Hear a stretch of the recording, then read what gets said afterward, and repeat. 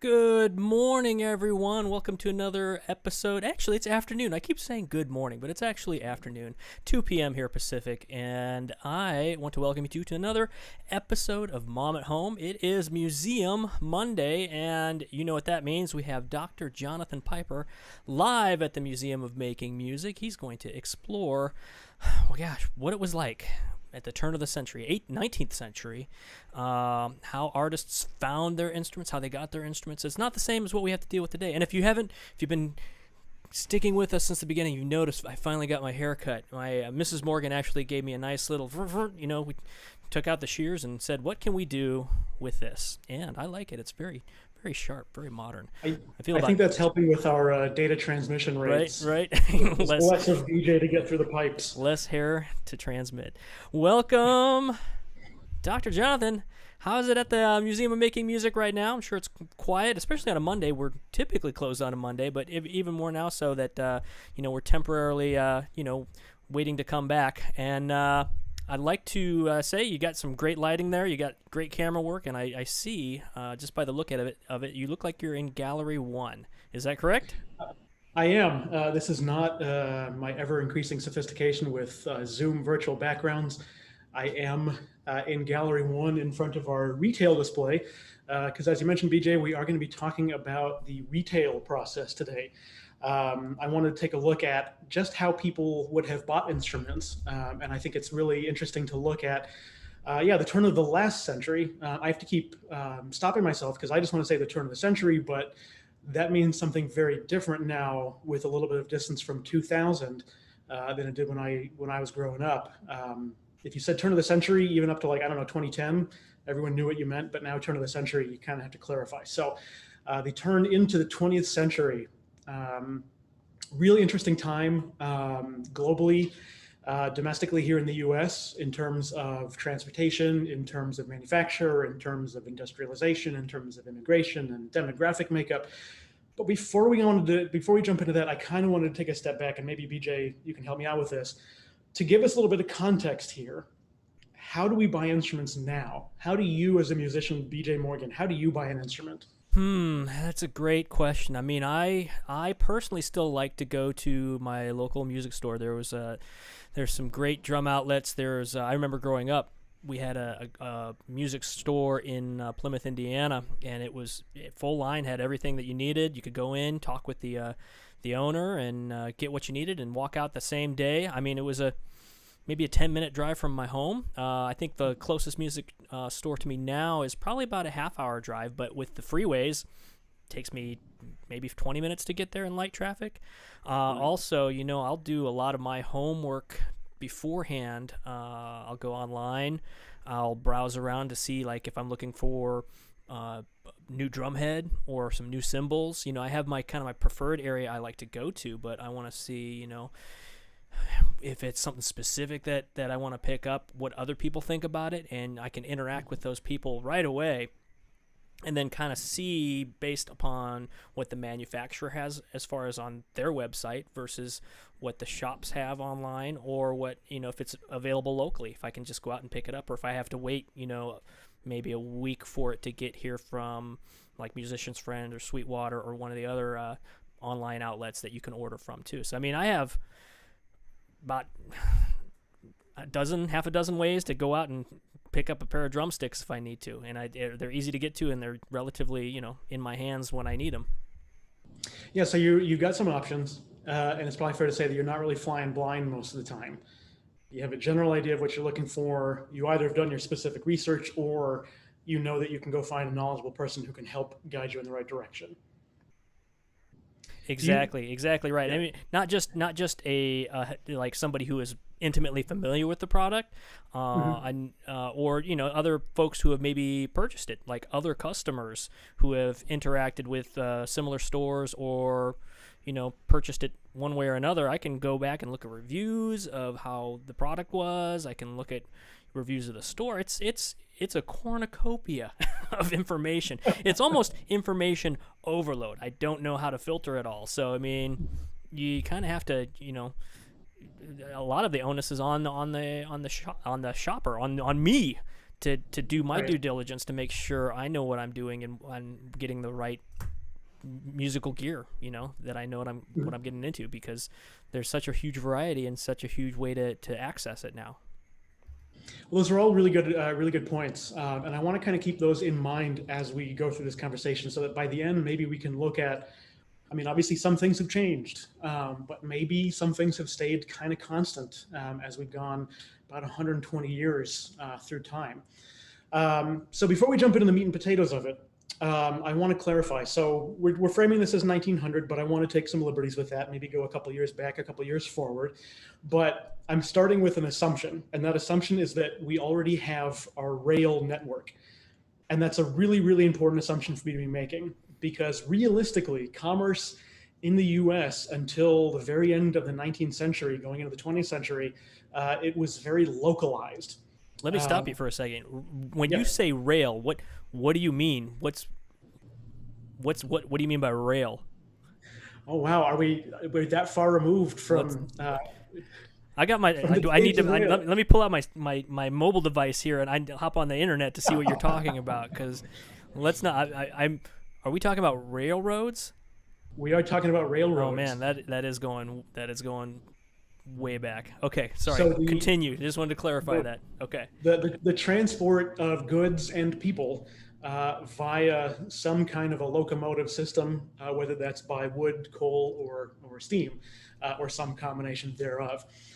So prior to about 1869, I believe, there was no way to get something across the country unless you go by horse and buggy or wagon, or you go on a boat, way down around the tip of South America, or some combination thereof. That also meant that, taking something like a piano from one town to the next was a pretty intensive process. You either have to put it on horse and buggy and drive it a very long way, which of course can damage the instrument, or if you happen to be going between port cities, you can put it on a boat. But what happens as rail becomes more ubiquitous is that you can have products moving between um, population clusters much more efficiently. So, for example, a piano built in New York can now reach Chicago fairly quickly and then be sold on to somebody in the Chicago area. Or something made in Philadelphia can then go on to Chicago and then go on to Denver. So, via this rail network, the options that people have in terms of what they want to buy or what they can buy is vastly expanded. Up until then, if you happen to live in a town with a piano maker and you wanted a piano, you were in luck. If you happen to have the means to travel one town over to find the piano maker and then pay for the shipping to get it back to you, you're in luck. But if you happen to live nowhere near somebody who made the instrument that you wanted, you might just be out of luck. You might not be able to get that instrument. So we have already, before we get into the discussion today, we've already seen this massive transformation. So we're assuming that most people in the country now have some kind of access to rail-driven goods, which is a huge piece of the puzzle to get to where we are today. The availability, the almost ubiquity of materials across a transport system. Yeah, it reminds me of the old cliche that with location, location, location. But it sounds like most of that benefit of location was for the resident who was in a particular area who might have those services available to them, other than, as opposed to the rural population who, you just have your basic goods at that point, and if you want anything extra, good luck. That's pretty wild. That's amazing. Yeah, kind of a difficult situation and very different, from now. Assuming you have an internet connection, you can get what you need from just about anywhere in the world. But if you just happen to live a little too far away from a train station in 1880, you might not be able to get the thing that you want. So when we talk about instruments that people might have been buying, when we talk about, how do I buy an instrument in 1900? What sorts of instruments am I buying? Obviously, I'm not going to be buying a DJ set or an electric guitar. Those things hadn't been invented yet. In terms of what was popular, what I might be motivated to buy, I might be looking at a piano. Pianos were really, really popular. coming up in the end of the 1800s, and definitely into the first couple of decades of the 20th century, were riding a huge crest of popularity. If I maybe squeak back a couple of years, I might be looking at a pump organ. Pump or reed organs were really popular domestic instruments for the household space. But as pianos dropped in price because the manufacturing process got more industrialized, pump organs just became less popular because more people had access to pianos. I might be looking at a newfangled player piano, or a piano player. If you've been with us the full ride on Mom at Home, you might remember back to our, I believe, episode 2 of this. We were talking about the player piano and the piano player, instruments which were introduced to the public right around the turn of that century, and really became just immensely popular. They were some of the first home entertainment devices that you might be able to bring into your home. We also see the rise of the phonograph, which at the time would sell right alongside musical instruments. So you might have a display of phonographs or gramophone players in the music store along with other instruments. You might be looking at a mandolin. You might be interested in the guitar, but mandolins were much more popular at this time owing to a mandolin craze, believe it or not. With waves of immigration coming from Europe, especially from Southern and Western Europe in the latter half of the 1800s, there was a craze around mandolins. Ironically enough, based a lot on a group that didn't even play the mandolin. It was an instrument misinterpreted as the mandolin, and then that launched the mandolin craze in the States. But you might be looking for a guitar. You might be interested in joining your community band, in which case you'll probably need a cornet or a trumpet or a trombone, clarinet, flute, that kind of thing. If you don't mind me asking, what was the instrument that it was mistaken for? You caught me. I'm blanking on it right now. That's why I tried to sneak it one past. No, all right. We'll hold that for another time because I'm curious. You sparked my curiosity, and also, I realize you said that they didn't have access to DJ sets back in that time period, but it made me think. I'm like, what other DJ stuff? Like Deer Jerky? It would probably Deer Jerky would be the DJ stuff that they had. Sorry, everyone. I can't help it. I'm gonna get like a fake canned laugh track here or a canned groan track here for you all. So, my can I trigger that? You man, yeah. Oh, all right. Continue on. So we have our popular instruments. So based on what instrument I think I might want, it's actually fairly different how I'm going to get that instrument right up until around 1900. So coming back to that point about user reviews, other customers' reviews, or doing your homework. Obviously, you can't go online to find information about the instrument that you might want. You can't just ring up your local store and ask them what you should buy. A lot of what's driving people to want things is coming from word of mouth. It's coming from print advertisement, which is a big thing. But beyond that, unless you already kind of have an idea of what you want from that sort of word of mouth or print media channel, it's kind of rare that you would just kind of go into a store thinking, I want a musical instrument. Show me what I want to get. So if we already think we know what instrument we want, we have a few different places that we can go. So let's say that we want a piano.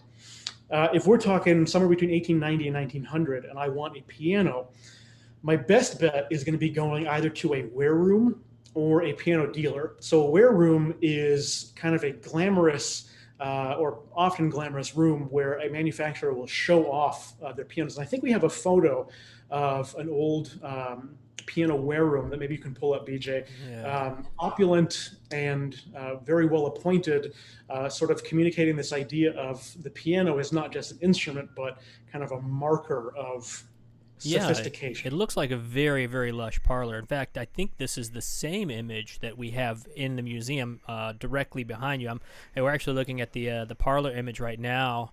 And yeah, definitely I'd like cushy seating, gorgeous instruments, very big, tall ceilings, wonderfully beautiful lighting, just quite amazing. It looks like a destination in and of itself. Yeah, really, really wonderful room. And then the little tiny offshoot way in the back would be the closing room, where a potential customer might be taken to, sign the contract, Mm. close the deal, so to speak. I do want to take the opportunity before we get too far to thank Music Trades, not only for this photo, but also just for the amazing information that they've compiled. A fantastic resource about this time period and the retail and manufacture of musical instruments in this time. Without them, a lot of this information would just be lost to history. So, Mm. major thanks to the Music Trades for all of their incredible work. Um, so so I'm in the wear room, or I've gone to a dealer usually being a geographically disparate location that would sell these same pianos, but in another area, and they'd be configured in a network so that one dealer doesn't overlap with another dealer's territory. So if I want a piano that's made in New York, but I live in Boston, I might go to M. Steinert and Sons, to a dealer in Boston to find a piano, if I happen to live far away from the manufacturer. So let's say I've got some money on hand, but I don't have quite enough money to buy a piano. It's not that I'm turned away. It might be that I am entered into an installment plan. This was a hugely popular way to sell pianos and to buy pianos around the turn of the century. The way that this would work is I would put down 50% of the price of the piano, and then I would enter into an installment plan to do 24 equal monthly payments following that. And that was kind of the industry standard, half down and then 24 monthly payments. Some dealers tried to get away with slightly more slippery arrangements, like half down and then 4 years of payments. But that was kind of frowned upon. And so most typically, if you went into a wear room or a dealership, you would get that 50 down, 24-month plan. Now, pardon me. I don't mean to sideline us, but I'm also curious. Like in these payment arrangements, did they also have an interest rate system where they were borrowing against the payment, or was it just this is the set price you're going to pay until you reach that max, or was there? Did they? I don't know when I'm forgetting my history, but I don't know when the concept of an interest rate payment or a loan came upon us. I think we've had interest since humans invented the concept of debt, the concept of entering into a loan. So certainly there would have been interest rates involved. Keep in mind, of course, that the dealer is taking on a piano on an installment typically. So the dealer already has interest to make up, and sometimes that would be passed on to the consumer, but definitely there would have been interest involved. That makes sense. Okay. Coming back to this idea of kind of doing your homework in the process of buying an instrument, one of the sort of bizarre historical facts about the piano trade is that there were reasons to be distrustful sometimes of piano retailers. One of the biggest reasons to be maybe suspicious, if again, I'm going into a dealer and I want to buy a piano, one of the things that I might have heard of, or maybe not, but hopefully I've heard of this, is a process called stenciling. So around the turn of the century, there were a couple hundred piano manufacturers. A lot of those were outfits that would take on components made by other manufacturers, package them together in a piano that has no branding, no identification on it whatsoever, and then that would become what's called a stencil piano. And what's tricky about a stencil piano is that an enterprising, less than above the board sort of individual could come along and find a way to write Steinway and Sons on that stencil piano and then sell it on to the consumer. And so if I go into a dealership and I'm playing on this and, this doesn't feel like the way that my friend described a Steinway to me, what gives? And they say, well, it's used, I'll cut you a deal on it. So this ended up being a way for kind of nefarious businessmen, I guess, to kind of pull one over on people who were shopping for a piano. And that practice, among a couple of others, was what gave rise to the National Association of Piano Dealers, or helped to give rise to them. And that is the organization that eventually turned into NAMM, the National Association of Music Merchants. So definitely a story that we take, it hits kind of close to home when we're talking about our history here. It has to do with their scruples or lack thereof in that time period. I believe the big word was scruples. Scruples. Good one. Or unscrupulous. Yeah, that's pretty. I mean, you still had sounds still like a lot of buyer beware too back then. I mean, I could see how that would maybe cause some contention and the need for an organization to step in and try and make sure that both the retailers and the people getting the instruments, like, we had a fair deal and were, being taken care of, and everything was, on the up and up. Right. It ended up being really important to the industry, really, because you have to have some amount of consumer trust if you're going to have a business model that depends on people buying things. So certainly, it was important for an organization to step in and maybe pull the reins in a little bit. It's funny kind of how that, I mean, maybe not so much has shifted to the modern period. I mean, we still have like the Federal Trade Commission and regulations in place to make sure, that, consumers are protected, but also there's, I wonder the difference between word of mouth at the turn of the century, the 1900s, versus your rating system nowadays. Your store rating system. Oh, this store gets 1 star and this store gets 5 stars. How much of a connect there is, how much they compare with each other, and versus obviously different means of transmission, and probably different means of widespread availability. But still, I'm curious to understand how customer reviews in the 1900s took place versus how we are familiar with it nowadays. Well, I mean, like we were talking about earlier, it would have been word of mouth. You might read something in a local newspaper, but primarily it would have been, word of mouth.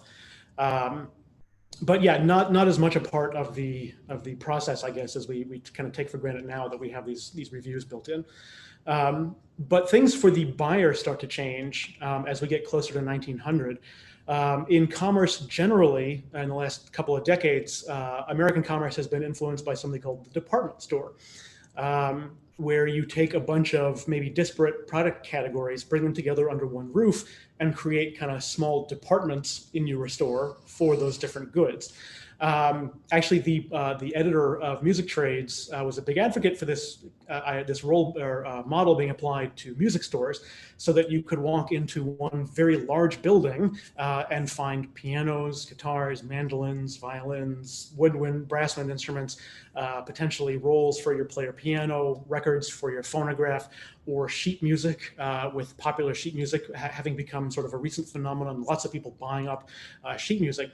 And this model really took off to the point where a lot of urban downtown areas, big and small, ended up with these kind of department store-like music stores right around the turn of the century. And I think we might have a couple of photos. I don't know, BJ, if you're able to pull them up, but they got to be fairly opulent. Yeah, hold on a second. Actually, I've got 2 photos. I have one of the piano gallery, and the other one I have is the dry goods mercantile there. So it's Okay. somewhat it seems somewhat specialized, but also you'd have to get more into the details of this one because I'm not as familiar with this photo here. So maybe Okay. this isn't I the time think for I think this. we might have lost this photo in transmission Oh, then. okay. All right. But these would have been, for the ones in major downtown locations, for example, Ditson in New York, Grinnell Brothers in Detroit, Lion and Healy in Chicago, Warlines for Music in New Orleans, Sherman Clay eventually in San Francisco. These would have been, companies with a 6-story building entirely for musical instruments. So really big. And the idea being, these would maybe become your destination for, I'm interested in a musical instrument. What do you have for me? Or I come in looking for a piano and walk out with a piano and a mandolin. Or, there might be concerts held or other events held. It was really intended to be sort of the one-stop shop for all of your musical needs. So that's all well and good if you happen to live in a big city, or even some of the smaller cities ended up with these kind of downtown shopping locations. The story gets a little bit more complicated, and maybe a little bit more frustrating if you don't happen to live in one of these big cities. So we're talking a significant portion of the American population at that point, people living in what would be described as rural communities away from a town center. So these full line stores, a store that would sell the full line of musical products like these musical department stores, most of, they weren't coming to a lot of rural areas because there wasn't enough of a local economy to support something like that. There were things called dry goods stores, which would slot in between kind of like a hardware store and a grocery store. So they wouldn't be selling food items. They wouldn't be selling construction items. They would be selling, cloths, your bathroom toiletries, your sundries, but they might also be selling musical instruments. Of course, if you happen to go to your dry goods store to buy an instrument, it would be entirely dependent on what they had in stock. And given that there aren't a lot of price checks when we don't have rapid fire communication between disparate locations, they might be able to charge you way more than you'd pay otherwise. So not a fantastic situation there. Assuming you had means to travel, maybe you can travel into one of these downtown areas and then potentially pay for shipping back. But shipping is kind of a dicey situation. Maybe you'll be visited by a traveling salesman, which is one of the big components of the industry at this time, somebody who would travel from town to town, whether bringing goods with them or setting up some kind of plan to ship goods after the fact. But that would be kind of one of those word of mouth situations. That's a way for people to find out about instruments. If you've been with us since the zither presentation, one of the stories we looked at there was the ukulele, maybe one of the more nefarious instances of door-to-door salespeople or traveling salesmen who might take advantage of the fact that there isn't this rapid communication between disparate areas. But hopefully it means that if you happen to be living somewhere and you've wanted an instrument and somebody comes by offering you one, you can buy an instrument that you actually like. So coming back to the question of shipping, because I think this is one that maybe is really hard for us to accept or absorb, given that we are in the era of free 2-day shipping, free 1-day shipping, free same-day shipping sometimes, at most, a week or 2 weeks if it's coming from really far away. Yeah, shipping. I have to, my personal, I ordered something for my son. His bike tire broke, and I'm like, oh, I'll just get it online and expect it in a couple days, and was very frustrated when it came 2 days later than I expected. I'm like, oh, why? And to put that into perspective a little bit with, oh, you know what? Maybe it's not so bad because you didn't have a reliable. Well, maybe it was reliable to a certain timeline, but a much different timeline. And yeah, it's amazing, kind of how far how easily things are accessed versus that time period where who knows where how long it would take or be guaranteed to get there on time, if not delayed by months or weeks or who knows how long. So that's very, very amazing observation on that part to realize that. It's just wild. And there's also just the question of we kind of take this concept of shipping for granted.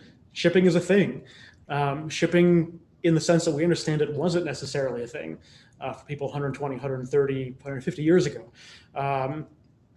Prior to really the turn of the century, the idea of sending a package to somebody, you can't just go to your post office and slap some postage on it and put it in the mail, because the postal service was really for sending things in envelopes. It was sending mail. If you wanted to ship a package, you depended on what was called an express company. It was the general category of companies that would send things typically by rail, with rail being this emerging network of transportation, or horse and buggy, horse and carriage, that kind of a thing. The problem with it was that all 5 of them had really blurry lines in terms of ownership. There was co-ownership by some of the companies, and they tended to be really expensive, and the rates and processes were always really confusing because they wanted to keep what they did very secure. They didn't want any disruption to their service. People were clamoring for the delivery of parcels, packages by post for quite a while, but there was a lot of reluctance because of the strength and size of these express companies. A couple of things happen that kind of take the power away from these companies. The first thing is what was called rural free delivery. And that was the idea that if you happen to live far away from a post office, your mail would actually get to you. And that's another thing that we kind of take for granted. Prior to rural free delivery, if you happen to live far enough away from a post office, your mail would just stop at the post office. And you would then have to find transportation to get to the post office, or you would hire an express service to bring your mail to you. Not a great situation. with RFD rural free delivery, the postal service would transport it that last mile to get to your house or to your mailbox down the road, but significantly more convenient. And it kind of started to show that maybe the postal service can start to do things that we count on these express companies for. So there were a couple of attempts to push what was called a parcel post. And by 1913, January 1st of 1913, the U.S. parcel post system was unveiled. And it caught on like crazy. I forget the exact number, but some unimaginable number of parcels were sent on the very first day. And if you want to talk about reliable, speedy service, there is at least an anecdotal story about eggs having been laid in the morning, carried by parcel post across state lines, and then returned to the sender by end of day in the form of a cake. So this is a game changer. This is people really getting excited about the ability to send things to each other. And so now with parcel post, you can actually ship instruments.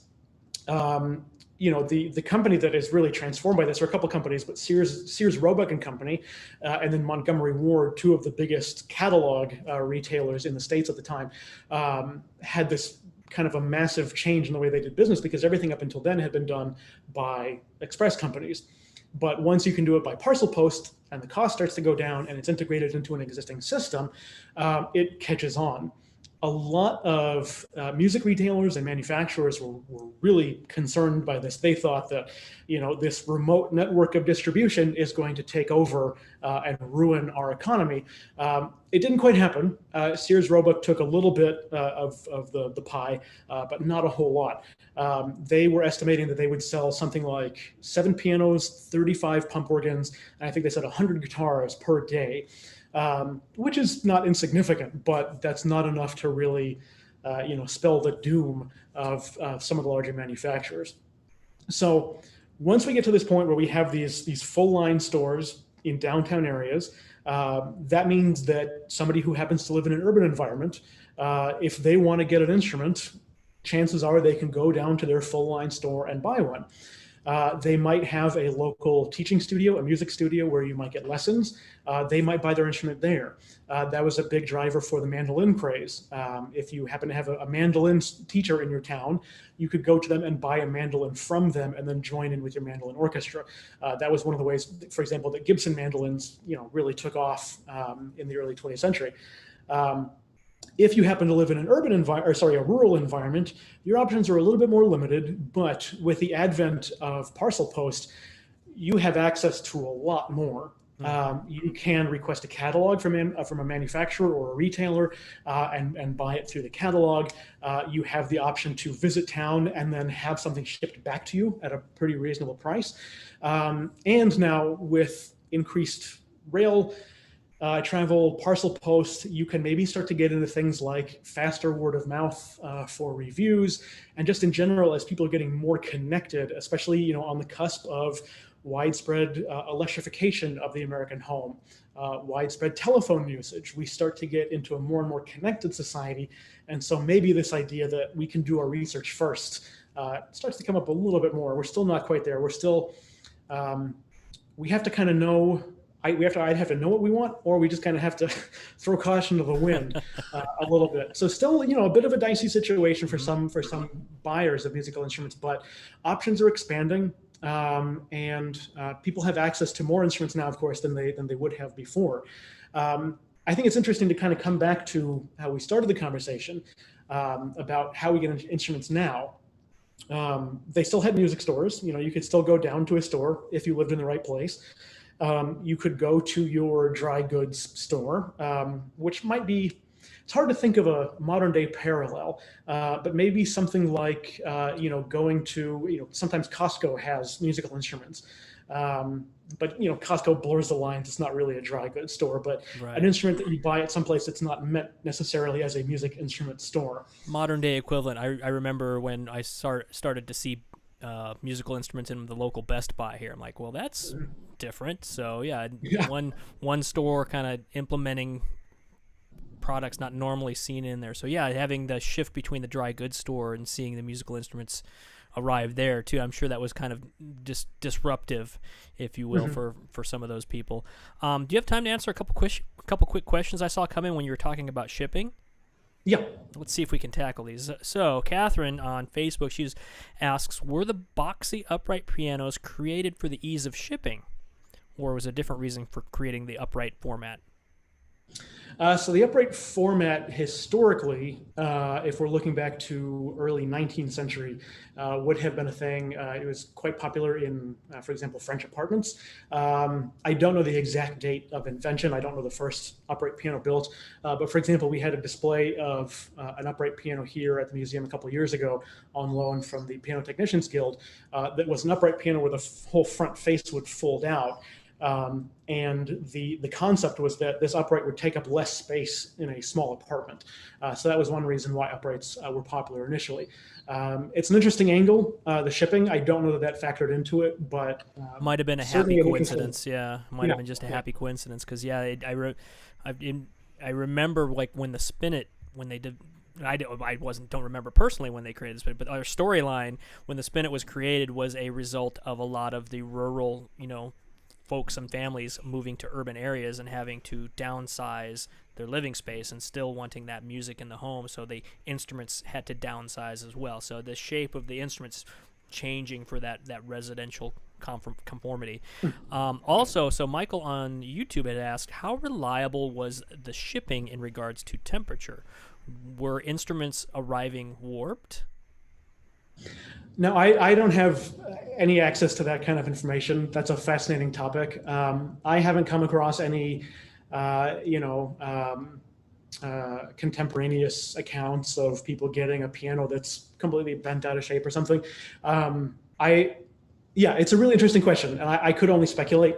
But I can't imagine it would have been quite as reliable as it is today. But I don't have any specific information on that.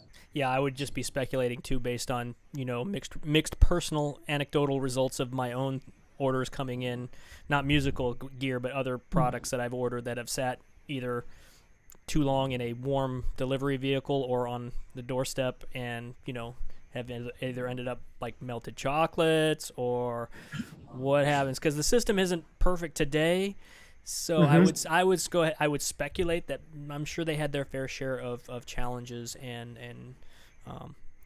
things to overcome in those time periods, and warping might have been one of them. Again, I don't think we have the information to support that, but I do have one quick little story though that Sure. relates, coming back to modern day. As a tuba player, I need to occasionally buy a tuba. I can't exactly go down to my local music shop and get a professional tuba. When I last bought a tuba, coming up on 20 years ago, which is hard to accept. The only option that I had to get the tuba that I wanted was to fly up to San Jose, tried a couple of tubas, and the one that I liked, I had to have it shipped down. A tuba going by USPS, not quite an option, so I still had to go through that private courier or carrier service. And kind of the tricky thing with shipping a large brass instrument like a tuba is that you basically kind of have to accept that it's going to get a little dinged up in transit. And sure enough, here I am opening up my brand new instrument, and the front looks fantastic, and then I turn it around, and the back of the bell is just oh man, wrinkled like crazy. And every tuba player that I know has some kind of story like that, where if a tuba has to ship, you are going to have to budget for the repair on the other side. It's just kind of a reality of the shipping process that has stuck with us. First world tubist problems. Sorry about that. Continue, Jonathan. Continue. Well, if we don't have any more questions, I kind of wanted to bring it back to this, to the story about the catalog business, because I think there is an interesting parallel to some of the situation that we're having now, where there is some uncertainty around what's happening with physical stores, brick and mortar stores, and internet stores. And I think one of the things that's really encouraging about looking back on this time is that despite what seemed to be kind of this perfect storm of events that would lead to Parcel Post and Sears Roebuck taking over, music stores thrived and continue to thrive. And as we see the rise of, we might call it a catalog store, something, an online retailer like Amazon. I don't think they're going anywhere, but I think it's important to keep in mind that, the service that you might get at a music retailer, that's not going anywhere. And I think there's a lot to kind of still be optimistic about. And I think if there's anything we learn, it's that history. Music Trades had a great editorial where they say history might not repeat itself, but it certainly rhymes. And I think we're in one of those kind of rhyming moments. And there's something, I think maybe something to be learned from this moment in time, 1900s, that might come in handy now. Yeah, disruptions are inevitable and constant. And so I think what we learn from is how we solve those disruptions or how we adapt to those disruptions and, come out the other side and maybe springboard to the next, great period of, adjustment or prosperity or more challenges. A disruption may lead to a solution, which may lead to another disruption, which may lead to another, series of solutions. Right. If anything, it does play out in the great timeline that we proceed through, and so who knows? We'll take away certain parallels from this, and then when will this cycle repeat itself in a different perspective? It's all a Christopportunity. Yeah, goes back to Christopportunities. If you missed that one, that was a couple Museum Mondays ago. That was a great one talking about the Great Depression, right? And the pre-war years and post-war years and everything that took place there. So take a listen to that one too. That's on our website. All right. Well, do we have any more questions? Let me see. I don't see anything popping up right now, so I believe that unless we have any final thoughts and words, we can go ahead and wrap up this episode. How you feeling? I'm feeling pretty good. All right. I learned a lot today myself. It's always a fun exploration to go back in time when certain technologies were not available that we kind of take for granted now. I remember when, and Joe just mentioned this in the chat feed right now, robots are delivering our purchases. I remember that when they started announcing, oh yeah, Amazon might be delivering all your stuff via drone now. I'm like, that's crazy. And I can only imagine, somebody living back at the turn of the century, the 1900s, going to pick up a piano or, shopping for the next family, musical instrument, what they would think of our world today, just to see, okay, what they would recognize, but also what would just spin their head around and like, oh my goodness, I had no idea that would happen. Fun thought experiments, and, just an interesting look at history and how we've come to the point where we are now. So without further ado, or mention anyway, sorry about that, but I hope you guys learned a lot today. I certainly did. I always love these trips down memory lane and a look at history. This week, we have on Wednesday, we're going to be talking, or actually exploring, our guitar lab at the Museum of Making Music, a STEAM station, how to manufacturers use science, technology, engineering, arts, and mathematics to build guitars. This is a portion of our field trip program that we showcase to students. So if you are a student doing your distance learning or a teacher and need some more resources, some STEAM resources, tune in on Wednesday and learn about that. And then on Friday, very cool episode on Friday, we are welcoming Dr. Chris Warren. He is talking about Echo Thief, which is a special project he has put together and a software tool that captures the sonic personality of a space, the sonic reverb, what it's like if you're singing in the bathroom that has a certain particular sound versus singing in a large cathedral or hall. Well, Dr. Chris Warren has a very cool tool called Echo Thief, and it captures those spaces. So we'll explore that on Friday, and looking forward to seeing you then. Until then, take care, everyone, and we'll see you later.